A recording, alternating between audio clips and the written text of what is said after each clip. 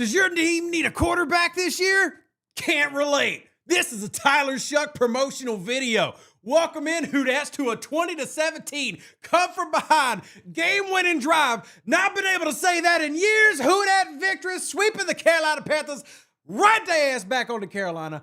Hootat to you, welcome in. I hope you're having a great time. It's nice to enjoy New Orleans Saints football again. Now, some might argue this means nothing, and the New Orleans Saints still suck, and they've only won 4 games. But you know what? Guess what? They've won 3 of their past 5. Guess what? The New Orleans Saints won today.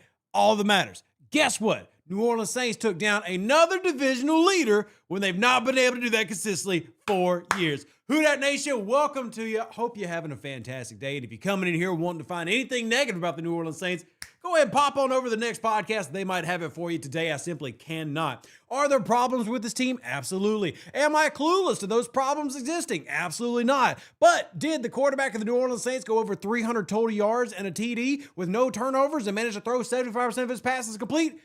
He did. Did you see the New Orleans Saints run for over 80 yards and do it effectively? You did, and that's with your running back going out. No, not Alvin Kamara, Devin Neal. Did you see Chris Olave come up in big moments and over 14 yards of reception? You did. Did you see the defense holding offense below 20 points again? You did. What can you say about this team besides clearly we're winning the Super Bowl? If it was like 3 months ago, I'd make that statement. I can't make it now. But what a game. What a game. What a game. We're going to do our normal go through the lines. As we are allowed to do following a win or a loss, there will be a little bit of emotion in our voice. We might not look at everything analytically. That's okay, ladies and gentlemen. You can be hype. You can be upset after every game. That's fine. A little bit of leeway there. So don't expect these takes to be perfect, but expect them to hit you no matter what. Hootat to you. God bless. Hope y'all are here. I will say this, though. When I made these comments during the game, if you are following me on X, a couple things happened here that you've not seen this team do with a quarterback. And y'all, look, very clear, I do not believe wins are a quarterback stat. But quarterback is the most important position in the NFL, and that's without debate. Without debate. All of those things said. Today, you saw some things happen that you've not seen happen consistently in New Orleans in a very, very long time. What are some of those things I'm referring to? Number one, the Saints traveling down the field to make plays happen, especially in key moments. For example, the New Orleans Saints in the first half of the day started off on their own 5-yard line. Not only did they start off on their own 5-yard line, they had multiple offensive penalties that throughout this year, everybody who has watched New Orleans Saints can remember where offensive penalties were what? Drive killers. This New Orleans Saints team was one of the worst teams in the NFL this year when they had to face 2nd and 3rd and longs. 95 yards, didn't care. Touchdown, bringing it back. To end the game, you've got less than a minute. We've got to get up to the line now. We got to make a play now. We got to get in range of our Irish kicker who hasn't even known what American football is for more than 2 years. So he can make a game-winning kick, which he did. Shout out to Charlie Smith, my friend. You are owed all the pints. I hope somebody buys you several cases of Abita in New Orleans today. You deserve every beer. Congratulations, my friend. I love you. Welcome to the land of opportunity, where that means that you're raising saints right now above the waterline. And it is greatly appreciated. Shout out to you, my friend. But the big thing with today is you just saw a New Orleans team that does not look like the New Orleans team. And keep in mind, this is not just me talking about the beginning of the year. This is the Andy Dalton-led team. This is the Derek Carr-led team. You don't see this team with game-winning drives. In fact, New Orleans Saints, you've not seen, I'm not trying to bring up negative. This is factual. This is the first fourth quarter comeback you've seen all year long. It's not happened yet. This is the first recorded fourth quarter comeback all year long. We'll take it a step further. There was not a single fourth quarter comeback in the entirety of 2024. Don't believe me? Go look up on Pro Football Reference if you want to check every quarterback. Doesn't matter if it's Derek Carr, Jake Haener, Taysom Hill. Doesn't matter who threw the football. Not a single fourth quarter comeback in 2024. Not a single one. 2023. Doesn't matter if it's Derek Carr, Jameis Winston, Taysom Hill. Not a single fourth quarter comeback in 2023. Didn't happen. No, did not exist. No. You have to go all the way back to the Jameis Winston-led 2022 Saints. It's a big deal.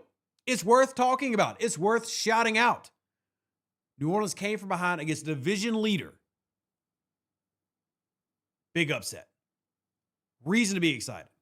Reason to be excited when you have this team have multiple drives, 10-plus yards, able to continue their game. Worth talking about that 6 for 11 on third down. 55% New Orleans offense converts on third downs. 1 for 2 on fourth down. Bigger important number. Bigger analytic. 2 for 3 in the red zone. They're getting down inside the 10. They're getting down inside the 20 these past 6 weeks. They're scoring the football. Look, we acknowledge it is too late, New Orleans Saints, for us to make an impact in the playoffs now. But all year long, you've been looking for a reason. Man, why should I be excited about the future? Games like today tell you why. Devin Vele going out with injury. Before his injury, 5 receptions on only 6 targets for 69 yards. Almost a 14-yard average. We worried, would that be there when you get rid of guys like Rashid Shaheed? When you get rid of guys like Brandon Cooks, Chris Olave has taken a step up to be that. Juwan Johnson.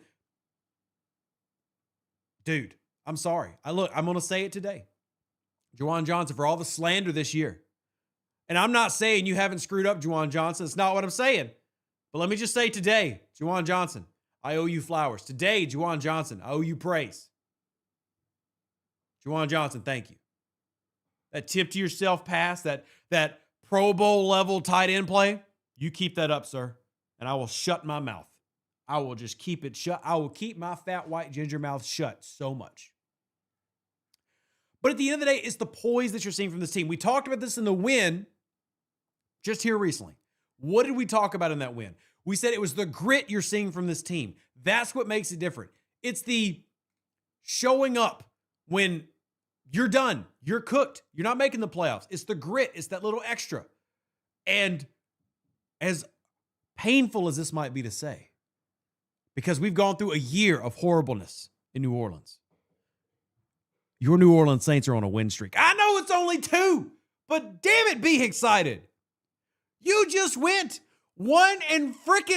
I almost said 7. It was 1-8. You went 1-8, New Orleans. Celebrate your 2-game win streak, ladies and gentlemen. Celebrate it. Be excited. Call your mammy. Call your pappy. Call everybody. The New Orleans Saints are back to winning football. There's only 3 games left, okay? You're not changing everything that has been negative this year. But man, if there's not some things to see moving forward.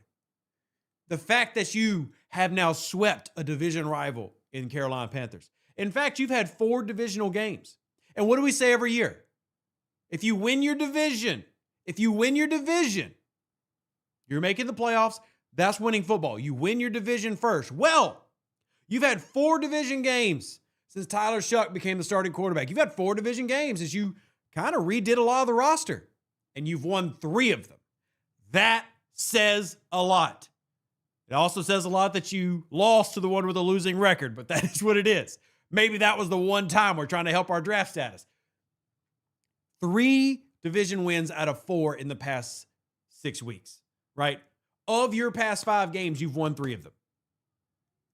This is a different team, and it's crazy how the team can change in the second half of a season.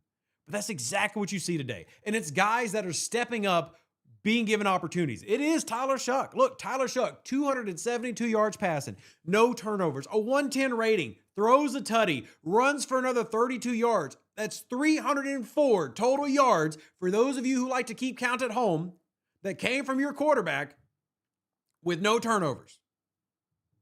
That's sad. Look, it's 1 game, but it's a damn important number. Shout it out.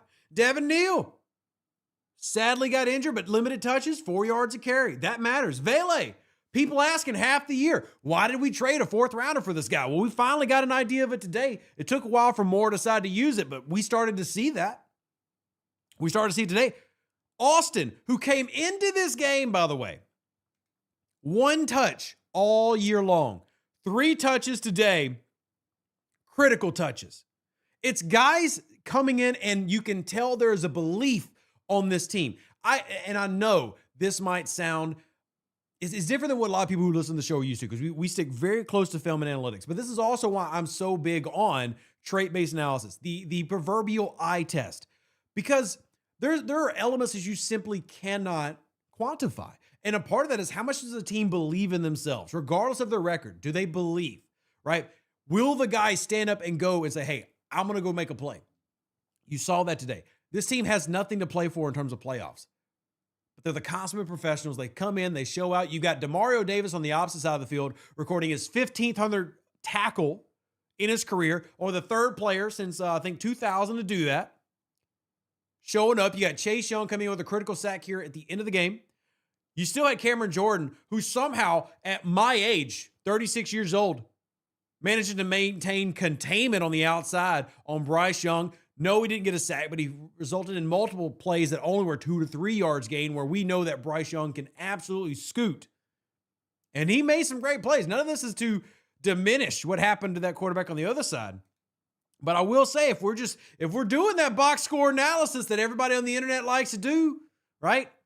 Well, my quarterback threw 75% completion after we get rid of Rashid Shaheed and Brandon Cooks, and we've got an offensive line that is turnstile a little bit, right? Because this was not a pure positive game, chat. We'll go over the penalties. That was still a negative. But when you've got guys like Austin stepping up, Tipton stepping up, Stoll stepping up, Estime stepping up, you got to take notice as to why. Your quarterback throwing 272 yards, over 8.5 a clip. And this is one thing I was really loud about at the beginning of the season. An effective offense in today's NFL cannot have their quarterback averaging 5 yards a throw. You just can't. Good news, 8.5. Chris Olave back over 14 yards per reception. Love it. He still had that one drop. Damn it, Olave, that one. But, man, you made up for it, buddy. You made up for it. And Bryce Young, who I think is a talented young QB, looks like he came in second in this match. It might only be one match, but looks like he came in second this time. All the point of the big opening of this show, and for those who listen, thank you so much. Who appreciate y'all, is to show there's reason to be excited right now. There's reason to be excited. And that's a lot of fun. But let's talk about this team as a whole. There were some things that obviously are still problematic. Now, the Panthers shot themselves in the foot with 11 penalties, but New Orleans had 9 penalties today. That's a problem. Right, New Orleans has still got to continue to clean that up. They set themselves up in a lot of 3rd and longs. Now, thankfully, Tyler Shough, the offense, Kellen Moore, we had some great pickups by Vele to move those. Love the plays where they managed to get out of those 2nd and 3rd and longs they created on themselves for penalties, but that's obviously something that still has to get cleaned up this year. Right, you don't save everything else for next year to get cleaned up. You've got to clean that up, but that is still a problem. Penalties have been an issue all year. They're getting better, but that has got to change. I'm so glad that we saw them convert some of these big things, but you just cannot be getting 9, 10, 11, 12 penalties a game. You just cannot do that and consistently win. But the other things they did do well, number one, time possession. You win time possession, you typically win games. That's just a consistent truth, and it has been so since as long as any of you have been watching football. You win time possession, you typically win games. You look at it in terms of their average yard a game, 5.3 yards a play. Fantastic, right? Getting over 50% of your 3rd downs. Fantastic. 67% in the red zone. Fantastic. And this is still a team, by the way, that is a long way to go. And let me tell you why I believe they have a long way to go. You only scored 20 points, right? So all the positives I'm throwing out, let's be clear. One of the other issues I've said all year long is this offense can't score more than 20, 24 points. They've still got to do that. But you'll take a 20-17 beatdown of your division rival in what many people will consider a meaningless game because it shows heart. It shows character. Matthew says, Panthers fan here crashing out. Look, I'm not going to lie to you. Panthers should have won this game. Panthers are a better team. Trap game. Saints wanted it more. That's all it is. Saints wanted it more. Sorry for you Panthers fans, but get your team to have some want. Get them to have a little bit more grit. Right? No reason. I'm just being honest. As a Saints fan, as somebody who covered the team professionally for years, as a guy who's worked with the coaching staff, let me tell you, Carolina's roster's got more talent on it. Not trying to be mean to Saints fans. Saints fans know that. They have more talent on the roster. Saints a better team today. Saints a better team this year. How do I know? Brooms. Sweep. Very curious to see how this matchup looks next year, especially when the offensive line hopefully gets more work done to it. Hopefully also when the defense gets more done to it in terms of pressure, because one thing Bryce Young did not experience a lot is a ton of pressure. Now, he got pushed out the pocket a lot, but containment was broken many times through the middle of the field. The defense has got its problems too. But the Saints are better than the Panthers in terms of head-to-head. And I just think it really comes down to grit. Who wanted it more? When you got guys, again, on offense like Vele, Estime, Austin coming up. Austin, who had one touch all year long, man. That's one of the ones that's killer to me because I'm going to invoke a name I should not invoke, but it's because I'm excited, so many of the people in the chat will forgive me. The last time we saw people stepping up who had one touch in a season type numbers, who came in and had a big game, you got to go back to the Sean Payton era. Like, there has to be a belief in a team to show up and do stuff like that. I believe that. Like, there are things that you just cannot quantify. You can't quantify momentum, right? Does it exist? I 100% believe it does. I believe momentum in teams, especially American football, momentum exists week to week, practice to practice, right? Your identity, your culture as a team matters. And what you saw out of the New Orleans Saints today and last week, 2 straight upsets, is a team that has an identity and a belief in themselves. They've not got it fully fleshed out. There's plenty of things they can do better, but they believe, right? For reference, by the way, Austin last year, 11 receptions, 151 yards. This year, 1 target. That's it. Until today, 5 targets, 3 receptions, 33 yards. A team that's showing this type of grit and heart makes me excited. I don't believe all the answers are here in New Orleans. There's a lot that they got to do. But man, it's the first time all year that, number one, the New Orleans Saints have been on a winning streak. And look, I'm not trying to get overconfident, but I am saying next week, very winnable. You can bring the New York Jets here to your house and you can beat them to win 3 in a row. You can go to Tennessee and beat them to win 4 in a row. You can go to Atlanta and please God beat them for 5 in a row. Now, I know everybody out there is like, Rev, you're being ridiculous. And you know what? I am a little bit. I told you, I just watched the New Orleans Saints do a last-second field goal to come from behind and win in the 4th quarter against the division leader. I'm allowed to be a little ridiculous. But realistically, look at the teams that you have left to face. They're all losing teams. They're all teams fighting for the same thing. Who's going to draft higher? And some of you might go, Rev, damn it, we don't want to win all those games. I do. I want this team to do it. Because what's more important than drafting top 5 is having a culture that players believe in. It's having a system that everybody can buy into and wants to be a part of. That is far more important than whoever you can draft in the top 5. Far more important. Now, that's not saying there aren't extremely talented players in the draft every year that who would not, of course, want to have. But what's more important is establishing a culture that players want to buy into, free agents want to come into, players who get drafted want to pound the rock for, right? Then there's the other aspect of this that we've had to tiptoe around all year long. I've tiptoed around all year long. Games like this are why people like myself and others out there said Tyler Shough has a better chance of being the future of this team than Spencer Rattler. Look, I've tiptoed around it. I've pussyfooted around it enough. Tyler Shough is the better quarterback. He just is. He's overcome the issues that he had. He is not perfect. There's a lot of things that Tyler Shough can get better at. Same thing with Spencer Rattler. And I still think Spencer Rattler could be the guy. But Spencer Rattler just led a 4th quarter comeback against a division opponent, a division leader, won the game at home in front of a crowd who, no offense, Saints fans, if you've been at a game this year or if you've listened to them on the broadcast, the New Orleans Saints fan base does not believe in this team.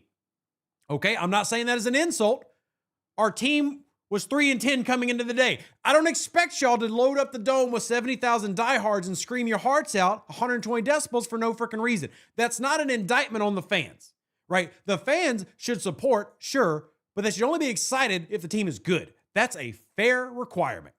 That goes out to Miss Gale, Mickey Loomis, everybody. You better make a good team if you expect us to buy tickets, pay for your ridiculously priced hot dogs, the most expensive beer in the freaking league. You better make your team freaking good. But listen to that broadcast. Do you hear the Saints fans going crazy in the first half? No, you don't. And in fact, look around. You see a lot of Saints fans standing like I am right now, arms crossed and waiting, looking to see, should I care? Should I renew my season tickets next year? You can't tell me you go to a game like today and you leave and you go, I don't see it. You see it in games like today. And I'm not saying it lasts forever. Maybe we get a rude awakening with New York. Again, post-game reaction. You're allowed to be a little bit emotional. You're allowed to be a little bit off kilter.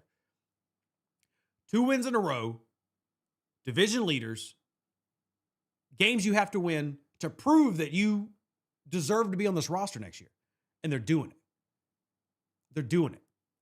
And Tyler Shough, man, has shown the clutch that you need.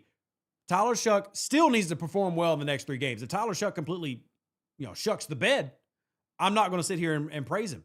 But through 6 starts now, which, by the way, the team's won half of those, you've seen a man who, sure, might not have the box score that looks insane because everybody is obviously going to focus on what's he done, especially in the past game. Look at and a great example is actually last week's game, the Buccaneers, which I have on the screen if you're watching this live. The Buccaneers game, you look at the stats, you go, oh, Shough sucked. But if you watch that game in the pouring rain, because remember, that game rained for about 45 minutes of the 60, was raining, pouring down rain. Man runs for 2 tutties. Man throws for 65% in the pouring rain. Then comes back home next week. After the Carolina Panthers, by the way, Panthers fans, good to see you, by the way. Welcome in. After Panthers fans spent the week praising the New Orleans Saints, like, I took down the Panthers. Now we're going to walk all over them. New Orleans was like, hold on, you're going to do what now? Tyler Shough said, you're going to do, sir, excuse me? Because Tyler Shough said, I'm not afraid to run into Derek Brown's face. Now, I don't think Derek Brown meant to hit him after the whistle, but Kellimore and Tyler Shough certainly used that to their advantage. I will say long-term, please stop running Tyler Shough in plays where clearly are designed to get roughing the passer penalty or necessary roughness. Let's not do that intentionally very often, please and thank you. But you see a level of grit, determination, and more importantly, which I think is so important for New Orleans, period, there is a belief that you could build off the past 2 games. There is a belief that you can take after watching the determination of these guys who aren't household names. Like, look, Chris Olave has not lived up to what a lot of people would say is the potential. I saw people on X from other teams talking about how Chris Olave was a loss in terms of like the New Orleans Saints drafting him, right? And we've had our down moments with him on this show. He sure came up today. Vele, man, literally 2 weeks ago, waste of a 4th-round trade. And now we have people across the Who Dat Nation talking about he's got that dog in him. Oh, he got that dog. Yeah, you know what? You're right. Because he stepped up, because his team believes in themselves.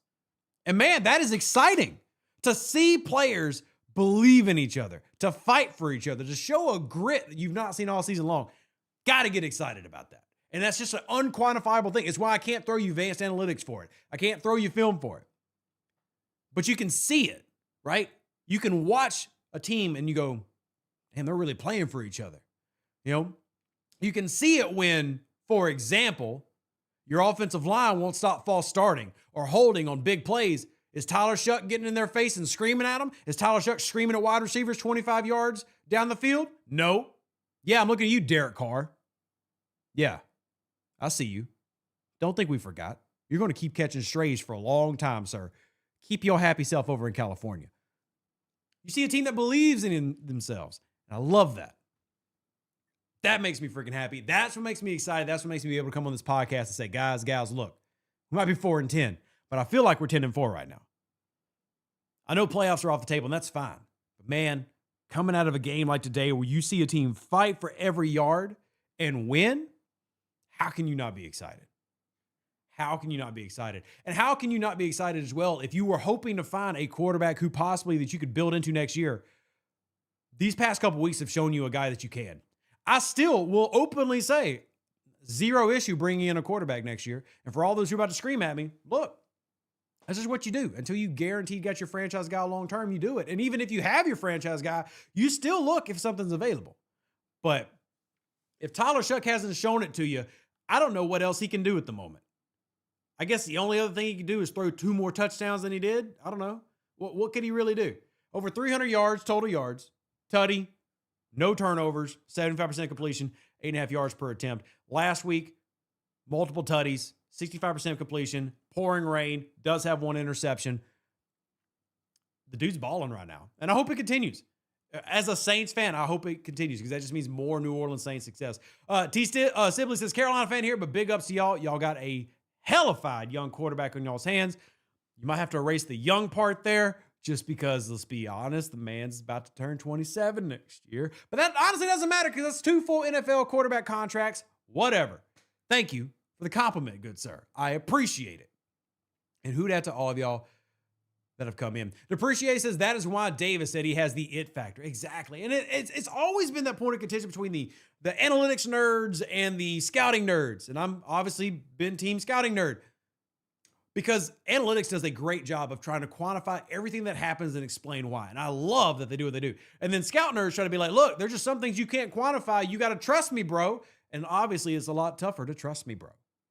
Still, obviously, trait-based analysis is showing you things, but there are just some things that you can't display on a spreadsheet, right? And that's just the nature of humans being human. That's any sport. That's NHL, MLB, NBA. There are just some intangibles that you can't ever quantify, but you can still see them and say, hey, you might want to look for this. We can't purposely tell you, the exact raw numbers of what makes this true. We're saying, look, you really need to watch this. And I find it hilarious that a lot of the throws, specifically the throw at the NFL Combine that Tyler Shough got made fun of and supposedly hurt his draft stock, we saw both Bryce Young and Tyler Shough do it today, and both of them deserve praise for it. It was amazing. Both of them deserve praise for the exact same throw that Tyler Shough got absolutely shat on at the Combine for. We saw both of them employ with success today, so shout out to both quarterbacks going off handle and throwing from a abnormal arm angle with success. Those off-platform throws, that could be very important because sadly, every throw is not 5-yard drop back, beautiful clean pocket. Look at my amazing mechanics, everybody. Oh, wow, he threw a Bugatti. Not every throw can be that. So it's good to see those things, like in today's game, that end up showing out. And this is after, man, took a lot of hits. That does worry me. And I want to be very clear. This offensive line still needs a lot of work. I mean, Tyler Shough took 5 sacks and a lot of hits. I mean, you can't have a guy be here, 6, 7, 8, 10 years if he continues to get abused. But you still love to see the grit out of it. You got to love it. Rainey says Dallas is going to be a quarterback if it's the best pick available. A lot more positions there than just QB. Absolutely. And look, we've actually talked about it in our Discord. If you're not in it, shout out to those who are listening on iTunes, iHeart Radio, Google, Spotify, etc. In it, we have a lot of these discussions. There are a lot of great names in the draft and that aren't quarterbacks. So I'm very curious to see where New Orleans ends up. But you watch this game, and a big shout out to the front seven for Carolina. We know they've got some studs, but this isn't meant to be offensive. Like, I'm not trying to insult Carolina when I say this because I do believe Carolina's got a good front seven. But in the same breath I'm saying that, you look at who's dominating New Orleans today, and it's a lot of guys who aren't studs. They might be good players. For example, DJ Wonnum. He's a good player. Like, he's not a bad player in shape. I'm not trashing him. But is he a 2-sack against your team guy? No. He's a very good player, though. Like, don't get me wrong. I'd love him in my rotation. But he's not that guy. He sure as heck looked like that guy today. That's an indictment on the Saints offensive line. This interior O-line needs help really bad. And there's just no other way to put that. And obviously on a day that's so positive, I hate to be a negative, but if there's anything you saw from today, the interior offensive line between Cesar Ruiz, your backup center now, left guard, whether it's Radens or whoever they decide to put in that day, we've seen Simpkins at snaps. Interior offensive line needs massive help. And you're making a lot of guys look like studs that aren't studs. Again, that is not to tear down what Carolina has, because I really do believe they have talent, they have good depth. But it does speak to how porous and how problematic the offensive line has been for New Orleans, not to mention the penalties, because the offensive line has just been leading this team in penalties as well. It's got to be a priority, both in free agency and the draft. Got to get some offensive line to help out your running backs. If that is Alvin Kamara coming back next year, if that is Neal, returning, if that is a new guy you bring in who you deem might be more effective or stronger, whatever that answer is, you absolutely got to chase it. But that's definitely one from today. Carlos says intangibles, showing up on time, taking criticisms, developing your craft. Yeah, those are all things that a reason why that, and we actually talked about this in the Discord. We were just shouting out the Discord. For those that don't know, almost every player has their scouting report in terms of the film they've done is completed by January, right? So like when people are doing the Senior Bowl, the NFL Combine, that's almost never got anything to do with what can this dude do on a football field. So what ends up happening in scouting, and I actually find it fascinating, is you'll spend 3 to 4 months studying what a person does on the field, and then you'll spend 3 to 4 months trying to study them off the field to find out, will they fit us? That's what the whole interview process is for. That's what all the medical stuff is for. That's what asking them all these stupid questions that many of you go, what's that got to do with football? That's what it's about. You have to then gauge the mental capacity of these people and determine, is this cornerback, is this quarterback, is this running back going to fit with what we're trying to build? Do we believe in them? Do they have the grit? Do they have the intangibles? Right? They know in February whether this guy was a stud on the football field or not in terms of like traits, but do they have that extra? And that's so hard to determine. And man, you saw a lot of it today. It's why early in the year, I told people, look, I've got Kool-Aid McKinstry on my do not touch list. I really believe you can build with him. I think you're starting to see more of those plays here recently. I still think Kinstry's got a long way to grow. But you can see some of that. Quincy Riley showed up today and a lot of key moments, some big pass breakups. And while he did get torched for a touchdown, let me tell you, Quincy Riley had good coverage in that TD pass. That's just Bryce Young freaking balling out with one of those amazing rainbow arcs. Like, I hate him. Like, what do you do when you throw a guy open? That was just great quarterback play. Our safety could have been in a better position. Safety got held down by the eyes of Young. Again, great quarterback play. If you're a Carolina Panthers podcaster, film studies journalist, whatever, you really should hone in on that play, because if there's some positive to take from that loss, it's stuff like that to make you believe in that young quarterback moving forward. That's an amazing throw. But Riley has some great plays today. Brian Brzee, who, and a lot of honestly, is a lot of people not believe in him, has showed up today in the run game. A lot of fourth down stops over the past 6 weeks. In fact, that's something that we should really take the time to add up, right? How many of these fourth down stops and TFLs of New Orleans racked up over the past, let's just say, since the bye week versus the first half of the year? I mean, this team is just playing with a level of grit and determination that we've not seen. And it's exciting. It's fun. I want to see more of it, right? Really excited about what we're seeing. And shout out again to Demario Davis, hitting over 1,500 career tackles. Obviously, most of that being with the New Orleans Saints at this point. And sadly, with the Saints being a bad team. Because look, we can be as excited as we want to be about how we are now, but the New Orleans Saints overall are a bad team. Good players often get overlooked, right? Saints suck. Nobody's voting for Demario, go to the Pro Bowl. Nobody's voting Demario All-Pro right now. But Demario's playing really well. 1,500 tackles. Man has been with New Orleans 8 years, which is absolutely insane to think about. But 8 years he's been in New Orleans now. The fact that he's still playing at a high level, the fact that he's over 100 tackles, by the way, if you didn't know. After today's game, he now has, I believe, 123 total tackles on the season. 123, which is second most in his New Orleans Saints career. Second most. That's 36 years old. Man's a freaking grandfather in football years. Shout out to him. Louis Reddick caught it. Yeah, I mean, look, there's a lot of people out there who saw Shough and believe something. Now, to be clear, there's still a lot to do with Shough. There's definitely ways that he can be better. You know, one of my favorite plays today is actually him missing a play. There was a Chris Olave touchdown on a corner route that he missed. And it was actually on one of the undercut routes that he connects with Vele. Gets 15 yards and completes I think it was a 2nd and 14. But in that same play, safety had bit down. Olave has hands up. Give me the ball. It's a tutty. So to be clear, it's not a pure Tyler Shough praise fest. Man can get better too. Gosh darn it. That's some fun football. Man, some good football today. Oh, if I don't want to see Tyler Shough start 18 more games in a row, 30 more, 500 games in a row at this. Keep it up. If you do stuff like this, keep it. We want to see more of it. Devin Neal, hope you get healthy, sir. Come on back. You earn more snaps. Vele, come on back, sir. Hope you're healthy. You earn more snaps. Keep happening, Captain. Love to see it. Rasoon says Panthers taking that L hard. They better worry about their next game if they want to rep the South. Absolutely. 100%. Absolutely. And you know what? I got nothing negative to say about the Panthers. Like, you know, more power to them. I hope they're successful. I mean, I've never really viewed the Panthers as a rivalry the same way I do the Falcons.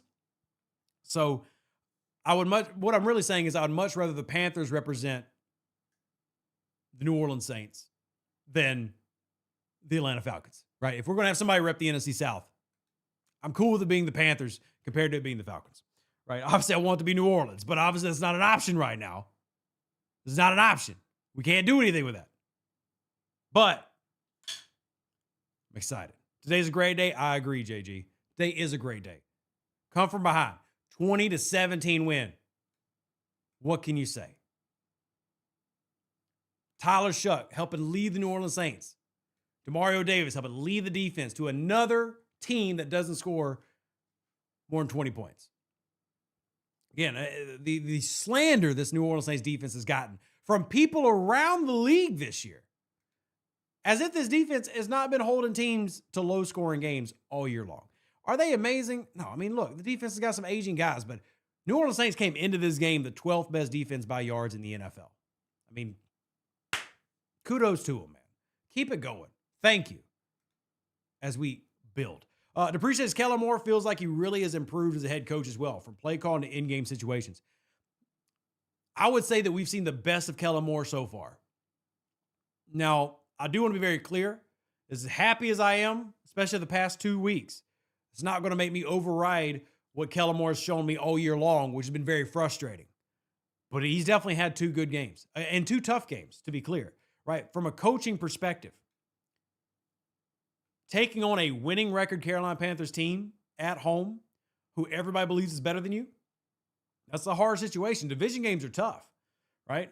Especially after you just had a very emotional, powerful, gritty game on the road in the inclement weather. You managed to string it back to back. That's good, right? That's why you should praise Kellen Moore. That's why you should praise Brandon Staley. Because again, I said it earlier, and I know it's dirty. It feels gross to say it in 2025. But your New Orleans Saints are on a win streak, ladies and gentlemen, 2 in a row. And it might not sound like a lot, but damn it, again, when you start off 1-8, I'm celebrating 2-game win streaks around here. And if you don't like it, you can just take yourself over somewhere else. 2 games is a win streak, baby. I'm going to celebrate it after this year. I'm going to celebrate as if we'd won 8 in a row. Fresh Prince says Kellen Moore got everybody right where he wants y'all. I wouldn't say that because, again, I think everybody has a very, very fair amount of skepticism towards Kellen Moore.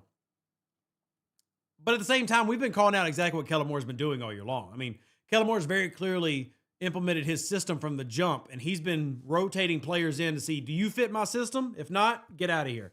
Brandon Cooks, gone.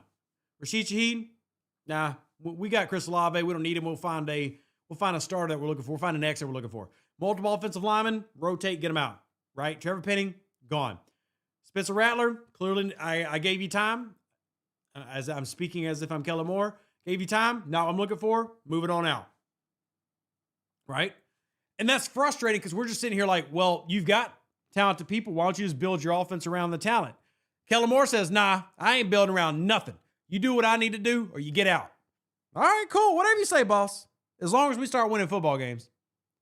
2 in a row. So right now he's got a little bit of leeway. And we'll say this. 3 games left. All 3 of the games are winnable. Because all 3 of those games are basically against teams who are in similar positions to New Orleans. New York Jets. Well, they're the New York Jets. But, yeah. They're 3-10, right? They're the New York Jets. They are what they are. Atlanta Falcons, just do it this way. You got the Titans, you got the Jets, and the Falcons.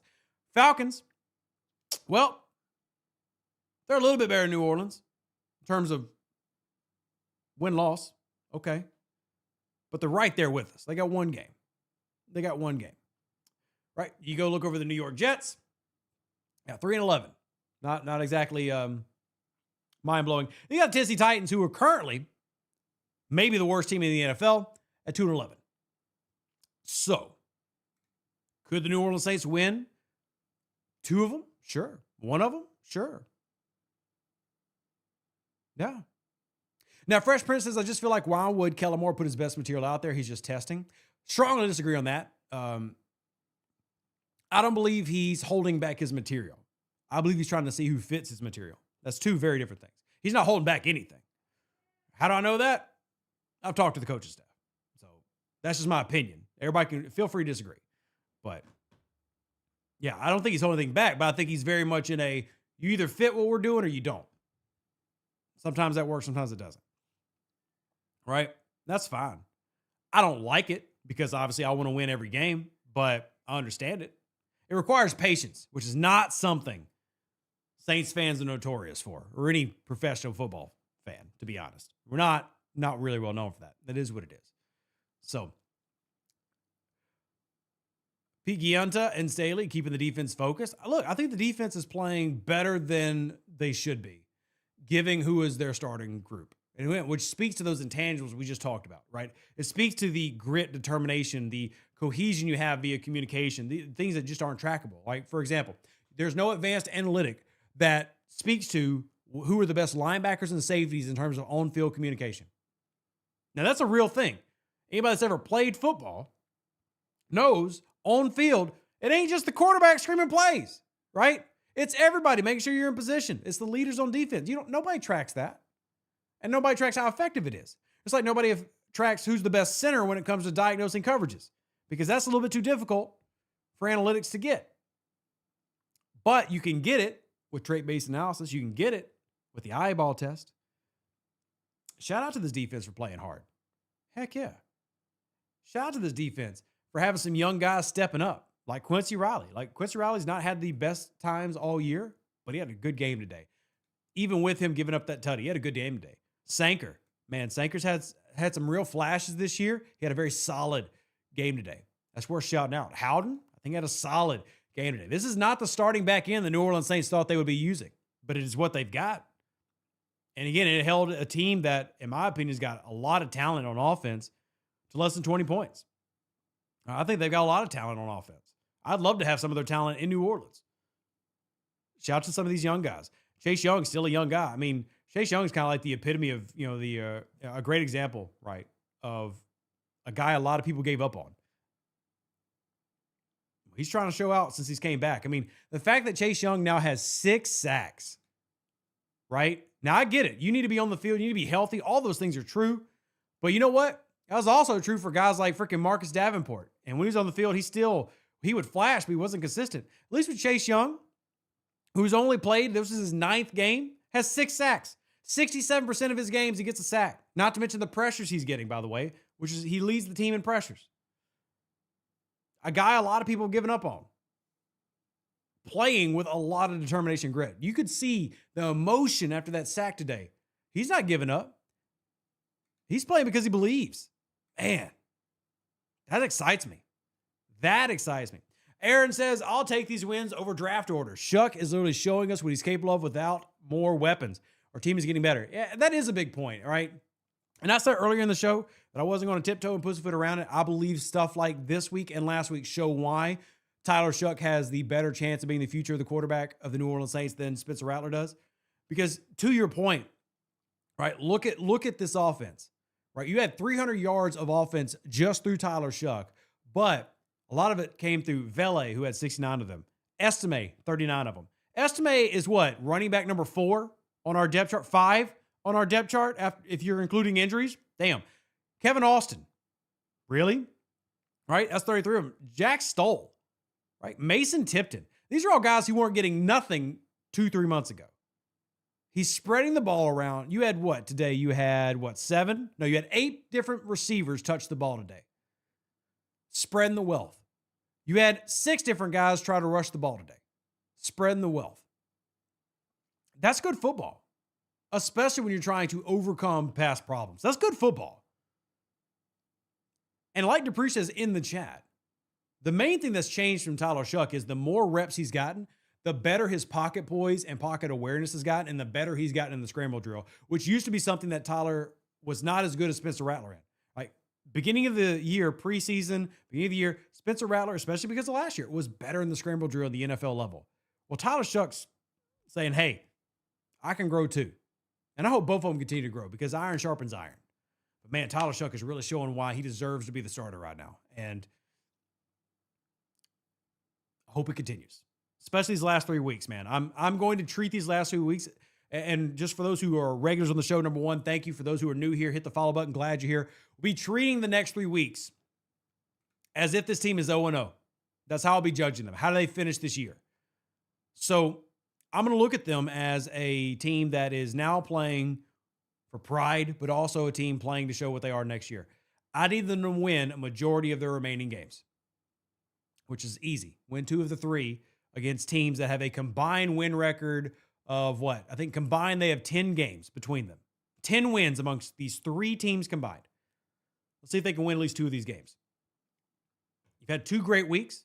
You arguably had, since the bye week, with the exception of the Atlanta game, you have some really good play. You just swept the Carolina Panthers. It's exciting. Back-to-back weeks taking down the division leader. Now, the division leader is debatable with Carolina today, but because it's not like Tampa just ceased to exist, but this was Carolina's game to be that. So I'm counting it. But either way, what a fun day it has been. What a fun day, y'all. And also, again, shout out, Charlie Smith. We found some kicking. I was a little harsh on you last week, Charlie. I was still feeling the Blake groupie feels. So I got on to you a little bit, Charlie, last week because of the rain. Thank you, sir. This is my apology. I was a little harsh last week, but I even acknowledged in the episode, a lot of that was Blake groupie's fault. I was a little bit in my feels. Thank you, sir. And truly, I hope you get free pints all week long down in New Orleans. Really do. Yeah. Who Dat fans, I appreciate y'all so much for, one, enjoying this podcast through what has been a wild season. And I appreciate y'all for being Who Dat's lifelong. Charles says, 20 for 20, appreciate you. I'm feeling hyped about this team right now. I hope we hit in the draft next year. I'm also hoping Polk was a sneaky pickup for more. Who do you want in the draft? Well, it's a great question. We actually spent a lot of time talking about the draft here recently in the Discord. And my focus is, and I know y'all are going to hate it because it's going to feel like we're just revisiting the Dennis Allen drafts, but I really am looking at a lot of the edge guys in the top 10. If New Orleans stays in the top 10, I think there's some real talent there. I think the real question is, where do they end up drafting and who truly is available, right? Because I feel like New Orleans has a lot of things that they could go after that they need, right? There's not just one guy, but like Ruben Bain Jr. I like Ruben Bain. Right? Again, where are we drafting is the big question. But I hate to be that guy who goes like defensive end, but truly, I think that the front 7 needs more. And that could be several things. I mean, the secondary could certainly use some love. And at the same time, don't be surprised if offensive line creeps back into our top 50 picks, y'all. I'm just letting you know because they need it. They need it. Sometimes it's not the pretty pick you need. Sometimes you don't need the pretty one. And that's okay. But we are going to talk about that more and more the closer we get to the draft, right? I don't think there's any wrong answers. I will say this. I am 100% okay, though, losing in on the Mendoza sweepstakes. I will say that. I'm 100% okay losing out on the Mendoza sweepstakes. We'll see how it ends up looking, though. But I love the question, Charles. And obviously, as we get close to the year, we're going to be looking more and more at that. But yeah, I would say right now, if you told me, based on where the Saints are drafting at the moment, so the time of the recording this podcast, the New Orleans Saints currently have the number 7 pick in the NFL draft. As of today, they have number 7. Now, keep in mind, if they win the next 3 games, they're probably going to be drafting like 13th. So go ahead and be upset. They very well, if they decide to run the table, they're going to put themselves right in the middle of the NFL draft. Right now, they're pick 7. At pick 7, like one of those names I just mentioned, is there. Sure. Really is going to depend on where we end up looking, and the next couple weeks are going to give us a better picture of who those people could possibly be. So, you want more push on the D-line, especially some push from the nose tackle? I think it's completely fair, Platypus. The only thing I would say is you don't draft a 1 tech or a 0 tech in the first round. Not unless you think you've got Vita Vea. And even then, it's do I draft him top 10? Right? A 0-1, you don't draft first round unless you just really believe in the guy. And as a reminder, Vita Vea is probably the best interior nose tackle since Vince Wilfork, and he was drafted 12th overall. Right? And Vita Vea is probably the best nose, not 3 tech. Again, 3 tech is a slightly different position in terms of defensive tackle, but specifically nose. Vita Vea is probably the best one since Vince Wilfork over the past 2 decades. And he was drafted 12th. So maybe if you believe there's a Vita Vea in this draft, you think about it. Because I do agree with what you're saying. Because if New Orleans had prime Vita Vea, that'd be a very, very nasty defensive line. Right? Because Vita Vea is turning, I think he turns 31 in like 2 months in February. So, sure, but I don't think that player's in this draft. We'll see. We'll see. TJ says Dexter Lawrence over Vea.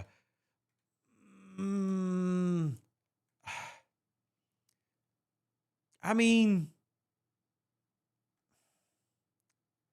like we can have that debate, I guess, but Vita Vea's got better consistency over a longer period. Like, Sexy Dexy is a very good player, don't get me wrong. I mean, he's made multiple Pro Bowls. But I think he had a better high. Vita Vea's had better longevity. I mean, again, you can't really knock either guy.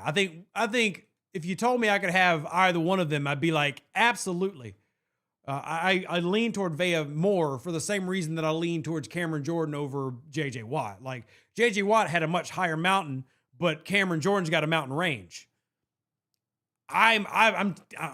Maybe that's a flaw in my style. I like the guy who lasts 10, 12 years versus the guy who spikes and has like 3 great years, but doesn't consistently do great, right? Like this year, he's not having a great year, that being Sexy Dexy. He's just not, right? But he's coming off 3 great years. His first 3 years in the league were not great. Vita Vea's first 3 years in the league, you're like, oh, you knew exactly who he was the moment he stepped on the field. Sexy Dexy definitely has had that. I just think he's had a higher peak. And even he was drafted 17th overall. So, it'll be very interesting to see where that ends up being draft-wise. But this episode's running long, so let's go ahead and wrap it. Do appreciate y'all supporting the channel. Congratulations, Hoodats, on a big W. I had a great time. Hello, Dinata. Another great name, by the way. Again, pick your favorite. My point was you don't take those guys unless you believe they're studs. And even then, you're drafting them in the middle of the first round. You're not drafting them top 10. So, yeah, Nada's another great one. 2-time All-Pro. What another big stud guy. Yeah, another great guy. All right, wrapping it up, though. Who dat? I appreciate y'all. Love y'all. Join the Discord if you haven't already. If you're listening to us, thank you so much for supporting this channel. Hope you had a great time. Hope you enjoyed the wins. We'll see you next week. Who dat? God bless. Deuces. That's me.